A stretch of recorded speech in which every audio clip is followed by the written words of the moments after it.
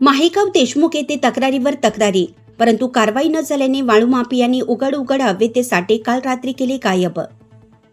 माहेगाव देशमुख येथील वाळू माफियांनी काल रात्री 16 एप्रिल रोजी सायंकाळी 10 वाजण्याच्या सुमारास गोदावरी नदीपात्राच्या कडेला अमाप असलेले अवैध वाळू साठे महसूल पथकाच्या मदतीने गायब केल्याने तालुक्यात आता महसूल संदर्भात मोठा संताप व्यक्त होत आहे.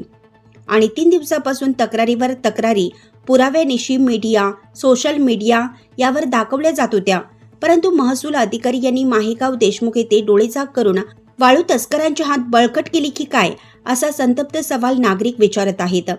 त्याचप्रमाणे ही कारवाई का झाली नाही हा आता संशोधनाचा भाग असून यामध्ये प्रामुख्याने महसूल आणि पोलीस प्रशासनाने देखील पाठ फिरवत तालुक्यातील अवैध धंद्यांना पाठबळ दिल्याचं दिसून येत आहे.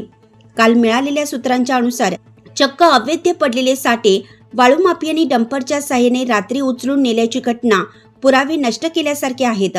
परंतु आता तरी महसूल पोलीस प्रशासनाला जाग आली पाहिजे की माहेगाव देशमुख येथील गोदावरी नदीपात्रात असलेल्या अवैध परंड्या, नाडे, उरलेले वाळूसाठे ताब्यात घेऊन लाजत गाजत एखादी कारवाई तरी करावी, ही मागणी जोर धरू लागली आहे.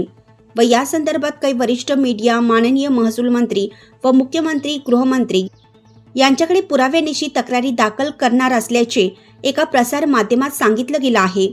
महाराष्ट्र न्यूज वार्ता 24/7.